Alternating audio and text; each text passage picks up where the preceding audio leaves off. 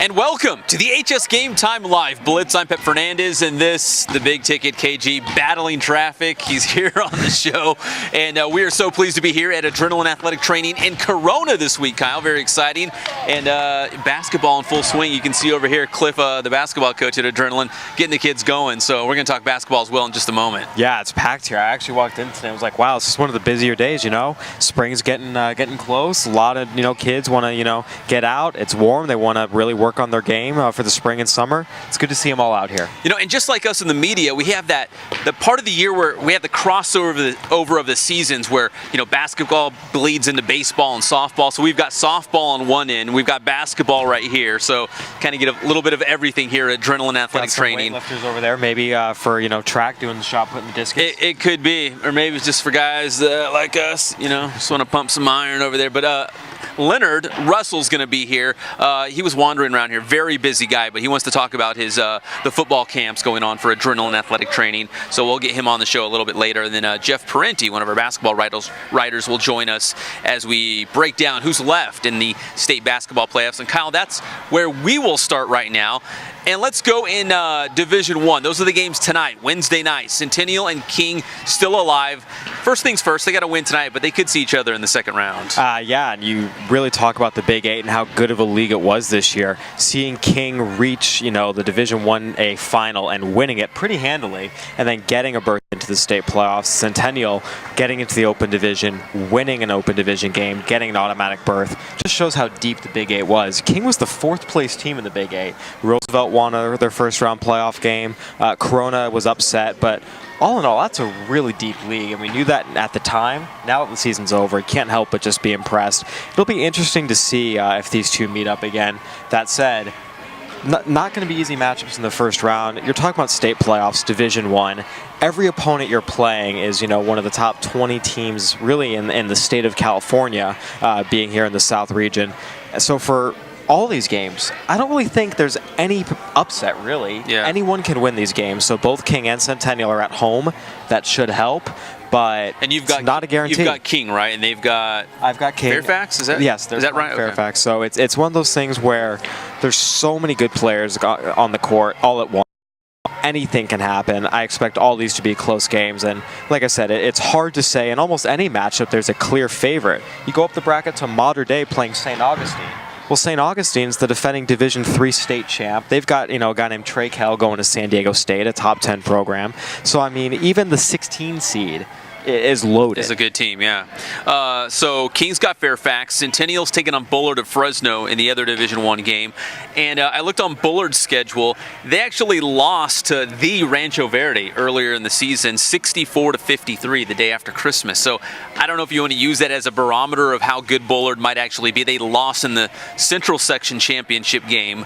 So I don't know. My early thoughts, if you want to, go out and just make an assumption here, I think Centennial will win, and I don't think it'll be that close. Not a huge blowout. It's not going to be like 80-40, but. And, it's one of those things where, once again, it's hard to tell. There's a lot of section crossover, but that's really early in the season. So many teams are so different today than where they were, around Thanksgiving or Christmas. You look at King, for example.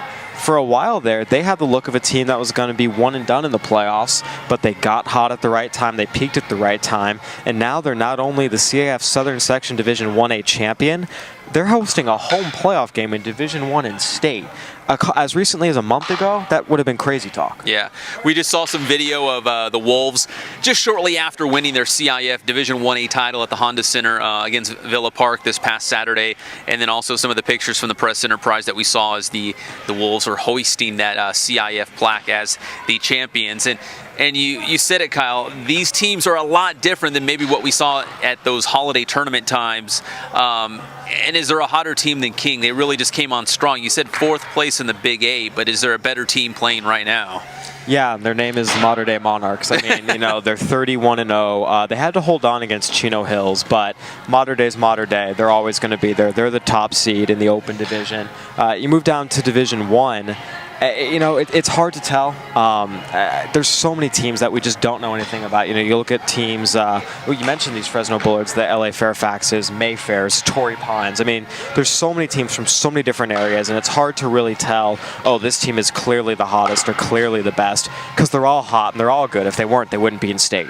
What's interesting is, and I'd have to double check this, but I think Bullard played Edison for the Central Section title, and it was one of those cases where Bullard beat Edison twice in league play during the regular season, but at the championship game, Edison won. So, as you can say, holiday tournaments into league play, into the postseason, a lot can change. Teams get hot, and, it's hard to say. It's not the same team that you might have saw once or twice during the regular year. And the other thing to keep in mind is fatigue. We're now at game, 32, 33, 34 for some of these teams. A lot of these kids are banged up. A lot of them are just tired. You got to remember these are 15, 16, 17-year-old kids who are developing, and in some cases, mental fatigue. I mean, while everyone is a competitor, there's some, I think every athlete in any sport has been at a point where they said sometimes, I'm just feeling done. I'm feeling a little burned out. It's been a long season. I mean, Thanksgiving was, almost 4 months ago. These kids have been playing basketball nonstop, so I wouldn't be surprised if a lot of these games do come down to just who's a little bit mentally tougher, who's a little bit healthier. While one team might look better on paper, if their head and their bodies aren't in it, that's all it's going to take to knock them out. So you'll be at King tonight. I'll be checking out Centennial, getting some video highlights as they take on Bullard. In the Open Division, we'll see North on Friday as they take on Westchester from the LA City section. And you saw North against Mater Dei the last time they played. They battled Mater Dei, and as you said, Mater Dei is loaded with a lot of talent. They're playing at a high level. What do you think about North advancing in the Open Division? Well, a lot of people were concerned with North seeding going into the Open Division section playoffs. They were the number 12 seed, seated behind a team they beat by double digits. And a lot of people said they didn't get proper respect, and I think that was an accurate statement. They've earned the respect now, being the number 2 seed in the Open Division playoffs behind only Mater Dei. That's a heck of a lot of respect, and North earned it, so it's something they should be very proud of. The path is there for them. They really won't have any true road games left this entire year. They're going to be home all the way through to the regional finals, which will be up in Ontario. So they're not going to be on the road, and we know North is a very difficult place to play. We know they've got the athletes and the coaching staff to win any game they play. It's hard to say, once again, that, X team will definitely be in the regional finals because, once again, it's so loaded, particularly the Open Division. But the path is there for North, and if they can take advantage, there's no reason they can't get to the regional finals. A Mater Dei North final again.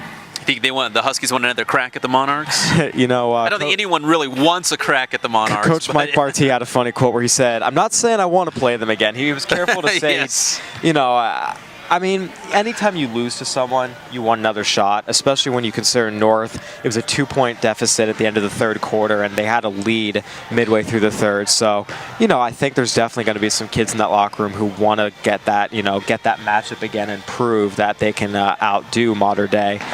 Whether that would be a good matchup, from a neutral party perspective, I don't think anyone against Mater Dei is a good matchup. But you know what? If the Huskies get there, they'll worry about it then. But they have some games to win first. And if they overlook them, they're not even going to get there because, once again, every team is really, really, really good.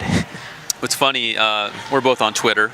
Kyle A. Glaser and Sports with Pep, in case you're wondering, which is on the screen as well. On Twitter how they always recommend people to follow. I keep getting the Rex Pfluger guy from Mater Dei. Yeah. They keep recommending him for me. I don't know why. I'll stick with my North guys for now at this point. So those are the boys' games. We got 3 teams still alive. Centennial, King play tonight. North in the Open Division on Friday. Now to girls basketball in Division 1. Canyon Springs was put in the Southern Section Open Division, but now we got to state, and they're in Division 1, and they're the top seed in Division 1. I think they've got a good shot to go back to that Southern California championship game, and they open the state playoffs against a team I know, Centennial from Bakersfield. Yeah, Gail Hale's done a great job with this team and this program, really. They never have 14, 15 girls. This is really an 8, 9-girl team, but 2 of them are Division 1 caliber talents, and Sharnea Johnson-Chapman and Shane Greenhouse. They've been there. They're experienced. Once again, players plus coaching equals a good team. It's really a simple formula that a lot of teams can't quite nail down. So Canyon Springs, they're back where they belong in a lot of ways. This has been the best team in the inland area, really from start to finish. They were in open division contention from start to finish. It was no surprise to see them get into the open division and get a home playoff game. They won it, thus they're in Division 1. They also have a great opportunity. I mean, as the #1 seed, there's definitely an expectation that they'll at least reach the regional final. Once again, you never know, but the path is there. You know, I think it's fair to say, too, I think Windward knocked them out of the open playoffs for Southern Section. And I think they played Windward tougher than Mater Dei played Windward in the championship game. So, you know, maybe it's apples and oranges, but they only lost, I Springs believe it was by 12. So, I mean, Windward is, you know, every year a top 5 nationally ranked team. So Canyon Springs went there and showed they could compete with a team of that caliber. And once again, there's no reason why they can't continue to compete and get to the regional final and maybe even the state final. Speaking of the regional final, we're looking at some video from last year. You know, the Canyon Springs won that CIF title, and as Kyle alluded to, they went all the way to the Southern California Regional Championship game in Ontario, where they lost to Long Beach Poly. But Gail Hill's back, and a couple of those star players, they've got that experience under their belt, so who knows? I think they're set for at least a couple wins and a deep run here. I remember going to I believe their second round state playoff game last year against LA University and beat them, I believe, 73-30. I mean, it was just a massacre. And this is state. I mean, these are good teams here. Exactly. So I will say that I think the gap between the good and the not as good teams in girls basketball is much wider than it is in boys basketball. So I think, you know, we talk about North being the 2 seed. If they were to lose in the first round, it'd be a disappointment, but you know, you could chalk it up to, hey, it's state, Westchester's a great team. I think Canyon Springs, it's less so. I think they really should get at least past their first round game. Nothing against the Centennial Golden Hawks from Bakersfield. I covered them for 8 glorious years, but it's going to be a long trip home. They're playing the top seed, Canyon Springs, and I think Gail Hill and her crew easily get it done tonight. In Division 2, we've got a pair of teams. Norco playing Poway, and also Patriot hitting the road for Bakersfield as they take on Garces. Any thoughts on Norco or Patriot here? You know, I mean, they're both kind of seated in the middle of the bracket. Obviously, getting a first-round win would be a huge accomplishment for both of these teams. You know, it's going to be tricky. You know, 2 teams who made the semifinals, you know, and picked at large. That speaks volumes. You know, they think, you know, the CIF thinks highly of them. Yeah, you know, Patriot has a long road trip. We'll see how that affects them if they can get their sea legs under them, so to speak. And Poway's a perennially good program down the San Diego section, and you know, Norco, it won't be easy. And Bakersfield Garces, they play what they call in the snow globe. Very tight, cozy quarters, bright white walls. And I looked at their schedule. They played a couple really good teams at the beginning of their season, and they lost those 3. They're 30-3 on the year, and those are the 3 games they lost against the really good teams. As you said, though, but what you did in the beginning of the year seems like eons ago. You can't really say, well, you know, they're improved or they got worse or whatnot. So, I don't know. I saw Patriot in the semifinals when they lost to El Dorado in the Southern Section playoffs. I'm impressed by Patriot. I would not be surprised if they went to Bakersfield and got that win at Garces. Great defense. I mean, they had a stretch of almost 20 straight games holding their opponents to 45 or less, and great defense is what wins in the playoffs. That's kind of universal throughout sports. Yeah. So, you know, there's no question the Warriors have the recipe for success. They've got a dominant big, Tamia Hewitt. They've got a point guard in Sabrina Avery. If you've got a big and a point guard, and you play good team defense, you know, I think you're going to be tough to beat. So I'm picking Patriot over Garces. My friends at Garces are going to hate me, but it is what it is, right? Are you going with Poway against Norco because you're a San Diego guy? No, I'll go with Norco. Okay, all right. We'll keep it local. In Division 3, Lakeside, they came up a little bit short in their CIF championship game over the weekend, but they still made the state playoffs, and Lakeside going up against Fresno Hoover. A lot of our teams playing the long shots, you know, Fresno and Bakersfield and those long trips, but Lakeside fortunately home for Fresno of Hoover. Any thoughts on the Lady Lancers tonight? I just want to see how focused they're going to be. You know, after losing the CIF Southern Section game, title game, which is kind of your goal from day one. State's almost kind of a bonus. It's about winning your section title game. Are they going to come out angry and motivated, or are they going to be kind of hungover from the title loss and sleepwalking a little bit? That's really what I'm going to be interested to see. If Lakeside comes out focused, they should win this game. But if they're still kind of, you know, not mentally in it, still focusing on what went wrong this past weekend, it could be a tough one for them.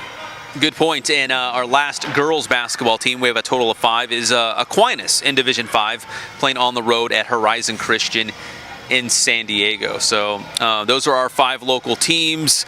If I was going to guess, hazard to say, I would say Canyon Springs and Patriot will be left standing for the girls tonight. And I'm going to say both of our boys teams playing tonight, Centennial and King, will win. What do you think? Yeah, there's no question. Centennial and King are both at home. They're both higher seeds, and thus the favorites. And, you know, they've shown that both these teams, when they're on their game, can play with anyone. Now, I said that Centennial North game in the Open Division for Southern Section was the game of the century. If Centennial and King get a rematch, I would call that maybe the game of the millennium. I don't know what on top of that. It's going to be tough to beat that Centennial North game because those were the top 2 teams all year long. You know, they hadn't gotten a chance to face each other, so it was a total case of what if, and then it actually happened. I think Centennial King, we've seen what happens. Although it's hard to beat a team 3 times in one year. We hear that over and over and over, so you never know. But at the end of the day, I still think Centennial North is the game of the year, maybe across all sports since the calendar year began. King was one of the few teams that beat Centennial last year, so just saying, there's some of those same players, you know, Chris Lott and Maurice Jones are still around. Definitely. All right, so once again, thanks to Adrenaline Athletic Training here in Corona for hosting the HS Game Time Live Blitz. If Jeff Parenti makes it, which I don't really know at this point. Traffic is awful out there. Yeah, the 91 is just incredibly bad. I even bad. went around. I tried to go 15, the 60, the 15. That was still bad. Everything was bad. Oh, did you really? Yeah. Tried to sneak around? It was all bad. All right, but glad to be here at Adrenaline Athletic Training. If Jeff Parenti comes onto the show, then we'll obviously backtrack a little bit and talk basketball because he'll also be at the Centennial versus Bullard game tonight. But moving forward, now we're going to boys soccer. One team playing in the Southern California Regional Playoffs, and that is Corona. And Kyle, they're still playing. The Panthers won again on the road at Buchanan in Clovis, and it's just remarkable, this playoff run that they have gone on. Just incredible, all the goals and beating some very good teams along the way. You know, David Lassen, our writer, is up there. He covered that game, and, you know, I thought his lead to the story was great, that when, you know, good teams kind of make their own luck, but when you're playing really, really well, luck just, I don't know, it seems to go your way, and that happened. You know, Corona was pounding the net, couldn't get anything, and then it was an own goal, gave the Panthers the lead, and they tacked on another, and that was all they needed. I mean, just everything is going their way, and a lot of that's because they're playing so well. But at the same time, sometimes you need those lucky breaks, and the Panthers keep seeming to get them. That combination, skill plus a little bit of good timing, it's hard to stop. Can't beat that. So they've outscored their 6 playoff opponents by a score of 29-5. Really good. And as well, I mean, they won that CIF title. They're scoring a ton of goals. Now they're going on the road to play the top seed in Division 1, Loyola of Los Angeles. But let's go rewind to Tuesday night. My good friends at KFSN up in Fresno, the ABC affiliate, sent us their highlights. So let's check out Mike Sutherland and Corona getting it done on the road 2-0 against Buchanan. The Corona boys soccer team opening the Southern California Regional Division 1 playoffs on the road against Buchanan of Clovis. I'm Pep Fernandez, and this is HS Game Time. Fresh off their CIF Southern Section Division 2 title, the Panthers making the long trip past Fresno to battle the Central Section champion Bears at Keith Tice Park. Corona jumped in front in the first half thanks to a Buchanan owned goal, so the Panthers led 1-0 at halftime. Just a couple minutes into the second half, Corona on the attack. The cross, and it ends up with Michael On, who buries it right on. Corona adds to its lead, going up 2-0 on Buchanan. The Bears, though, not letting Corona off the hook so easily, but Panthers goalkeeper Ryan Halbersma makes a great save late in the match. Corona's season continues with a 2-0 win against Buchanan on Tuesday night. Next up for the Panthers is top-seeded Loyola of Los Angeles on Thursday. Corona records its 4th straight shutout and have outscored their opponents in the playoffs 29-5 in 6 games. I'm Pep Fernandez for HS Game Time and PE.com.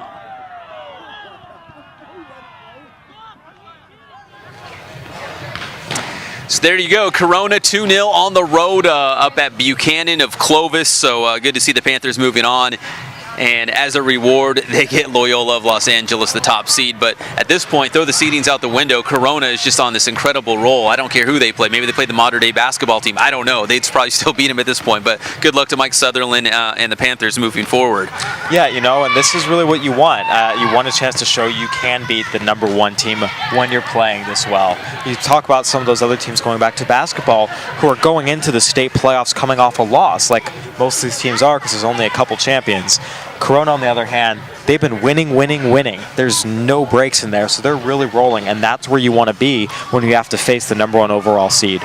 Well, Kyle, you said winning. When we're talking about coaches who all they do is win, we're talking about Centennial football coach Matt Logan. Now, Mike Sutherland, the Corona soccer coach, has said something very interesting after they won the CIF title over Royal this past Friday. He said he's good friends with Matt Logan, and he's hoping this is the beginning of a long dynasty for the Corona soccer team. And Matt Logan, if you're watching, he's coming after you. He wants 8 CIF titles. That's what Logan has currently right now, which let's just say Logan didn't win any more and just stayed at 8. Mike Sutherland has the 1. But I'm guessing Logan's CIF title number is going to continue to grow, and so Mike Sutherland has an uphill battle there, but he was kind of joking tongue-in-cheek about trying to catch his good friend Logan. So here's Mike Sutherland after that win talking about building a dynasty at Corona High School for soccer and what's it going to take to chase down his good friend Matt Logan in terms of CIF crowns. It's a huge family is what it, and I think the difference between our teams and a lot of teams is that we are truly a family. So it's great. I'm telling you, Pep, I'm just stoked to get one of these things and get one under the belt, and just thankful, super thankful. So hopefully we'll keep it rolling. Matt Logan's a good friend of mine. I got a lot of catching up to do. You trying to catch up with titles with Matt? Yeah, no, I just happy for this one, and I'm just saying he's a good friend of mine, and it's funny because I talk to people and they think that we've had so much success. And I drove by one guy the other day. He said, "Hey, man, we're in the finals this weekend." He's like, "I hope you get another ring." And I'm like, "I don't have another ring. What are you talking about?" Yeah, I have a wedding ring, but what are you talking about? So hopefully we can keep this thing going. Mike Sutherland trying to build that dynasty. I didn't want to bring up the D word. He did. He's like, dynasty, we'll talk about it. He says they're loaded for years to come. So if the Panthers can't get it done this year in terms of the Southern California title, there's always next year. But congratulations, they already have the CIF crown, and that's pretty good. Yeah, absolutely. Can't complain about a CIF crown and a run in state playoffs. All right, now we're going to some of the spring sports, Kyle, something very close to your heart. Baseball season is here, and it's already been somewhat of a remarkable year. You threw out this stat to me, the 4 no-hitters, right? In the first 11 days of the season, there have been 4 no-hitters thrown by inland area pitchers, which is absolutely remarkable. On top of that, there's been 2 one-hitters and 3 two-hitters. Unbelievable. So pitchers are just dominating here in the opening weeks, which, makes sense. Hitters, it takes a little while to get their timing down and really, kind of get their swing, find the rhythm. But at the same time, I can't remember any season where you have this much pitching success this fast. Blake Tuthill over at Redlands East Valley got it started, threw a no-hitter on the season's opening day. Kaiser's Chris Mathewson, the biggest secret in the IE in terms of good players, threw a perfect game with 11 strikeouts a couple days later against Santa Fe Springs St. Paul. Woodcrest Christian, 3 pitchers combined for a no-hitter over Royal Valley, 16 strikeouts on that one. And then Arrowhead Christian had a pitcher whose name is, of course, escaping me right now. Of course. Throw a no-hitter yesterday. So 4 no-hitters already in the first 11 days of the inland area baseball season. Well, funny you mention great pitching gyms. I was going on Twitter right before we started the show, and Andrew Quintero from North High, complete game, no earned runs, 5 Ks, 4-1 win against Kaiser. So North beating Woodcrest and Kaiser back-to-back. Yeah, that's a huge win for them. So, there's been so many good pitching performances. There's been a couple of big hitting performances. Temescal Canyon hit 4 home runs in a win over Xavier Prep the other day. So, but for the most part, it's been all arms. Vista Murrieta, they're 5-0 on the strength of some great pitching. Really, wherever you look, it seems like a shutout or a 7-inning, 1 run, 3 hits, 7 strikeout performance is happening. All right, we're going to pretend that Barry Bonds is at the plate, and we're going to do the infield shift just a little bit to my left because we got to make room for the great Jeff Parenti. How's traffic out there? I heard there's hardly any cars on the road. It's beautiful. It's beautiful. Yeah, the commute from the east side of Riverside over here was fun. And GPS, of course, tried to get me here by jumping off the freeway. So, of course. Yeah. One of those days, I sat there with it. Jeff, we talked a little bit about state basketball, and you know, in regards to boys, particularly the Open Division and Division I, can you really call any potential win an upset? Because all these teams are so good and so deep. Oh yeah, no, not at all, not at all. And that was the case, you know, that was the case in the CIF Open Division. I mean, all these tough teams.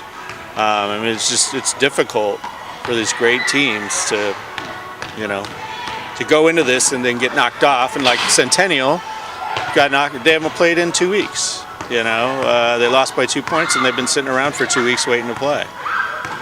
Now they're playing a Bullard team that lost in the Central Section Championship game. I don't know if that's a good thing. Maybe Bullard's mad and they're going to be coming down here angry and ready for Centennial, but at least it looks like they're ripe for the picking. They've got the long trip and maybe not playing their best basketball this season right now. Yeah, those road legs. And they lost to a team they beat twice in league. I mean, they went undefeated in the league. And lost to Edison, right? Yeah. Edison was second in that league.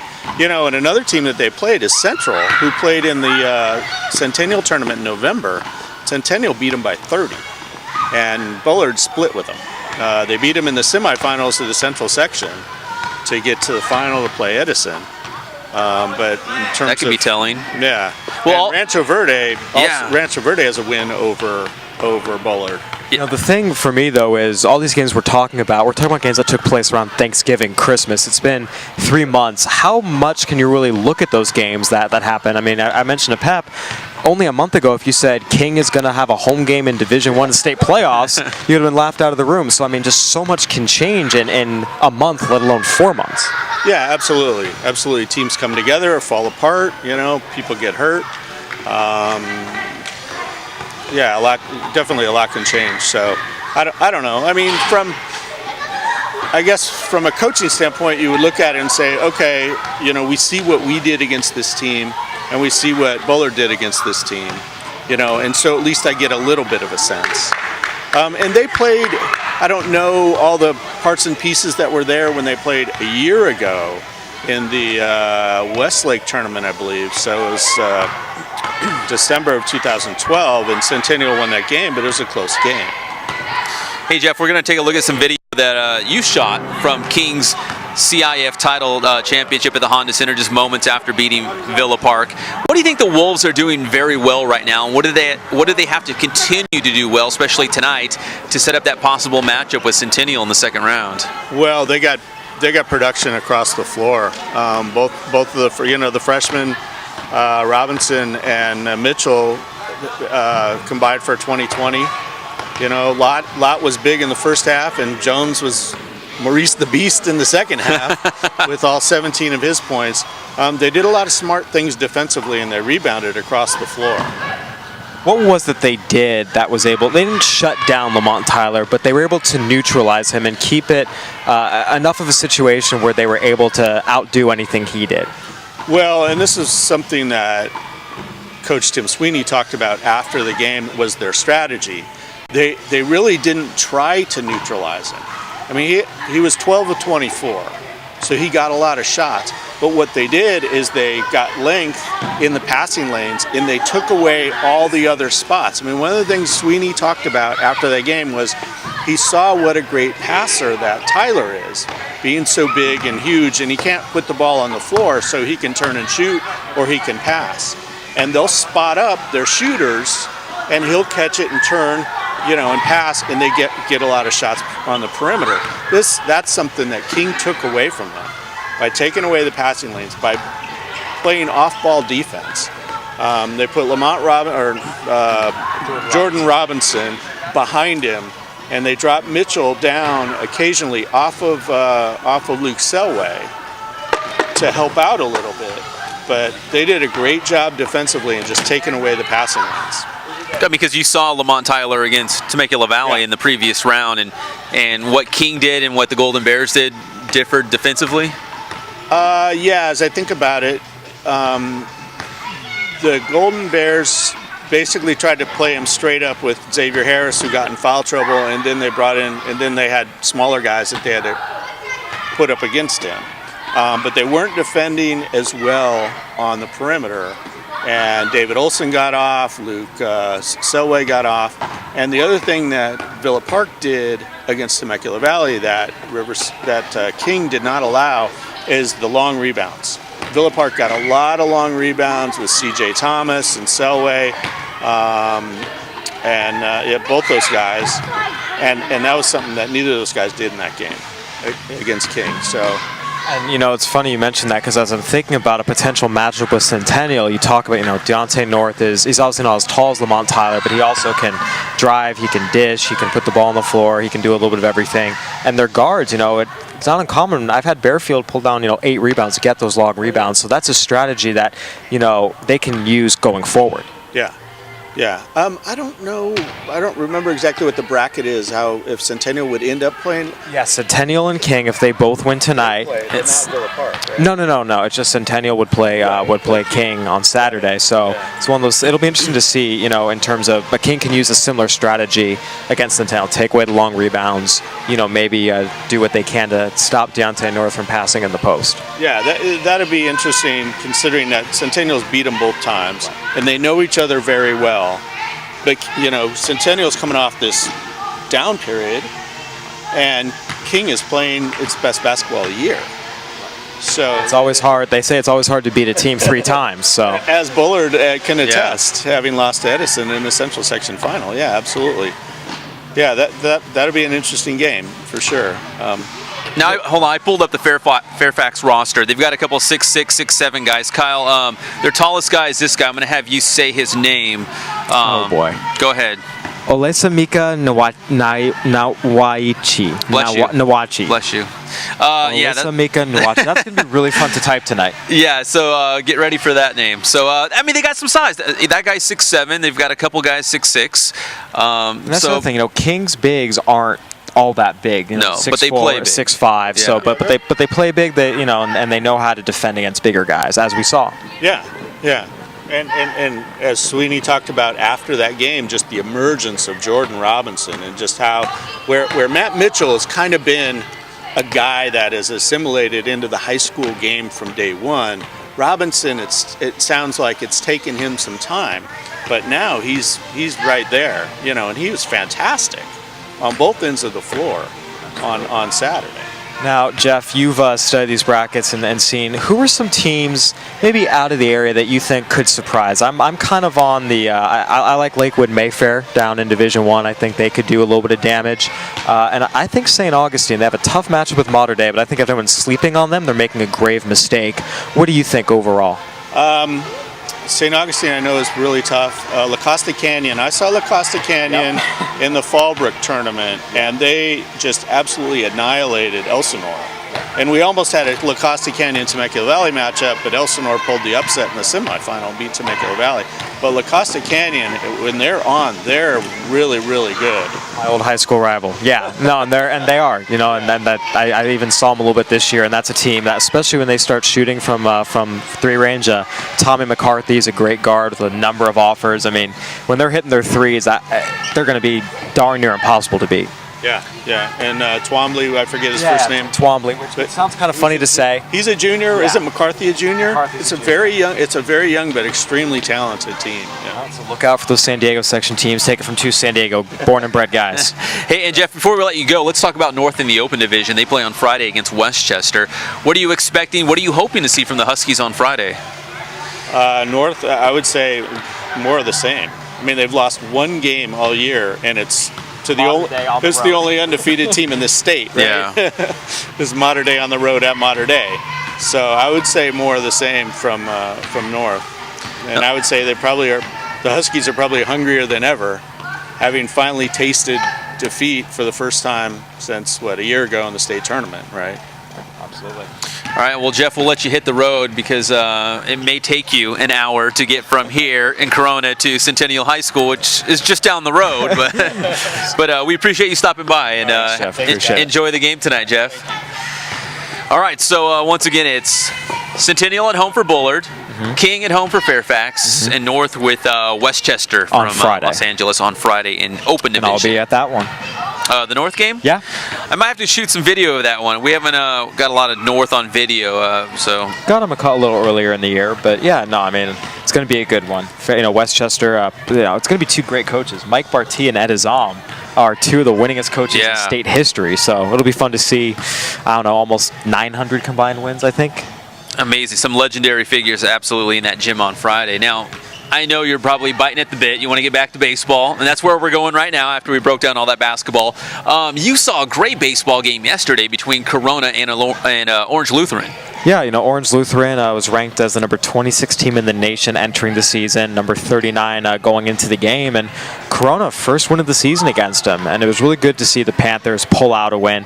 The one-man wrecking ball, right? Yeah, Eduardo Yanez, pitched a complete game, went the distance, also hit the game-tying RBI double, and scored the game-winning run. So really just did it all, and that's what you want to see out of Corona, that senior leadership step up. Coach Andy Wise talked a little bit about that. They had lost their previous game after holding a 6-0 lead and blew it.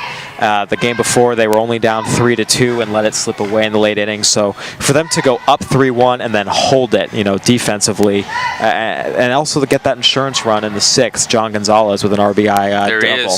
That was big. So at the end of the day, Corona's a good team. They've got the pitching. We've talked about the Big 8. I think Norco's the clear favorite this year.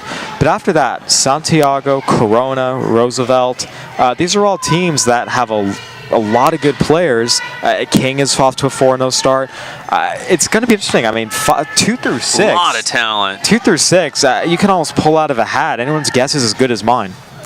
Yeah, I think like the Southwestern League, I think we might see several teams just kind of beat each other up for a while, and I don't know if team's going to emerge 10-0 at the end. I think it'll be more of like a 7-3, maybe 8-2. Last year, Norco and Santiago split the title, and neither of them were undefeated. I believe they were both 8-2. They split against each other and lost another one in there. And yeah, I wouldn't be surprised if the Big 8 champ is 7-3 at the end of the year, but that would still make them a really, really, really good team. Yeah, to come out in that league, yeah, certainly in the Big 8. We mentioned earlier that North beat Kaiser today by a final score of 4-1. On Monday, they beat Woodcrest Christian 3-2. Had a chance to catch up with North head coach Steve Madrill and ask him about playing a lot of close ball games early in the season, which he thinks will help the Huskies later on when they get to deep in the league play and also the playoffs. And his team's young and they're winning close games, so he says that's a good combination right now for North. Those guys have just picked up from last year. We are young, but we were able to make the playoffs last year somehow, so they know what it takes to get there. But being young isn't an excuse for us anymore. I mean, they might be sophomores, but they've got enough experience to where that grade number for us now. So we expect them to go out and to compete, and we expect them to go out and win ball games, and that's what they're doing. It's kind of just like last year that was what we were saying, like, oh, we're young, but a year under our belt, all of us come together more as a team, like us developing together. It's kind of just like really helped us out in getting those wins.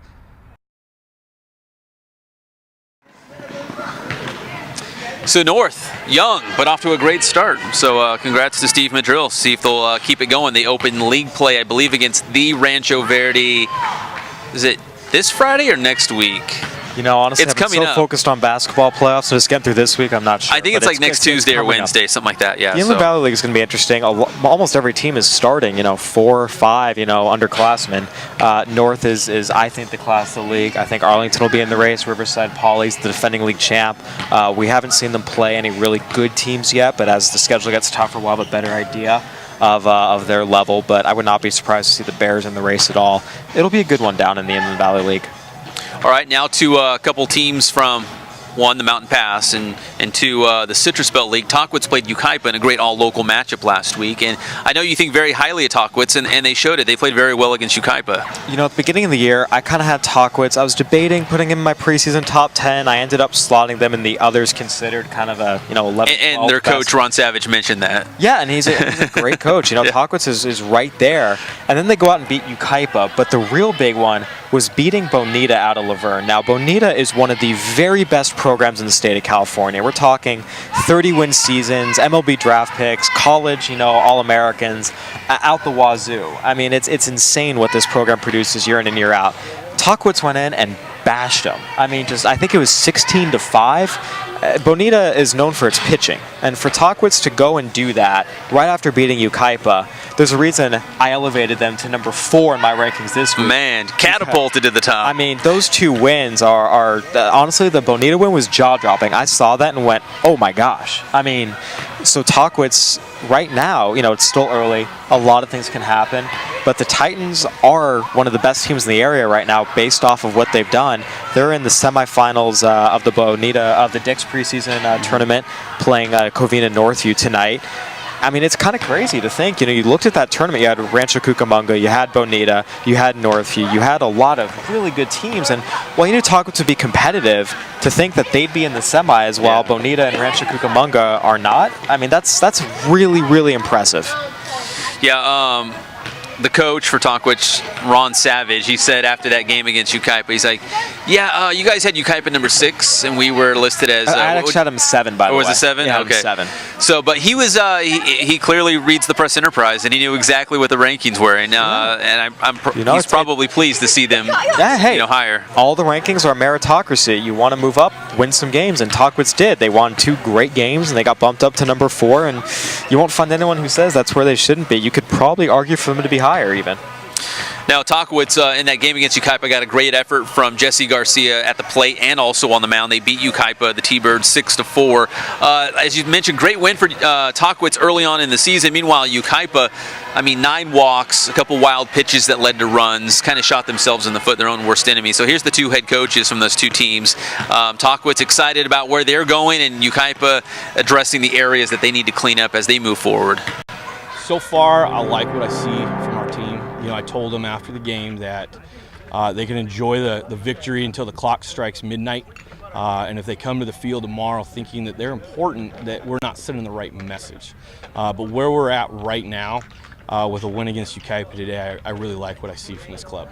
And we're still trying to find out, starting rotation guys and position guys. So they're a little bit more ahead of us because they got guys that are returning, so they pretty much know their guys. We're still looking for some guys to fill in, so we'll be fine. So far. All right, so Ron Savage and the legendary Jeff Stout at Ukaipa. I expect both those teams to hang around the HS Game Time top 10 pretty much for the entire season. So. Yeah, Ukaipa's off to a little bit of a rocky start, but that's a program that's always going to contend. And it's preseason, we're 2 weeks in, so I wouldn't read too much into the rankings right now because the sample size isn't that large. We're going to find out a lot, though, these next couple weeks. The first round of tournaments are going to get wrapped up this weekend. Then we'll have the second round of tournaments, including the Boris Classic and the Anaheim Lions tournament, 2 great tournaments in the coming weeks. So it'll be interesting to kind of see where things stand, on April 5th or so. Until then, the rankings are just kind of, here's who's winning, but there's going to be a lot of movement in and out over the next couple weeks. Speaking of these tournaments, James Cordes at Redlands East Valley, told us that the Wildcats reached the RBI finals. They're playing King. That's a pretty exciting matchup. It's a great matchup. 2 teams that were in my preseason top 10 and made me look smart with Rev. Rev's one of the elite teams in the area. They've got great pitching, 2 lefties with Tuthill and Barella. They've got a couple of Division I position players in Casey Sheehan and Zach Kirtley. Rev's always going to be competitive. King, they have the best player in the area. Shane Martirosian is the top player in the area, and they've got some good young arms, and it's a program on the rise. People forget, this was a team 2 weeks away from winning the Big 8 last year. Fell short, but they're back, and they're angry, and they're hungry.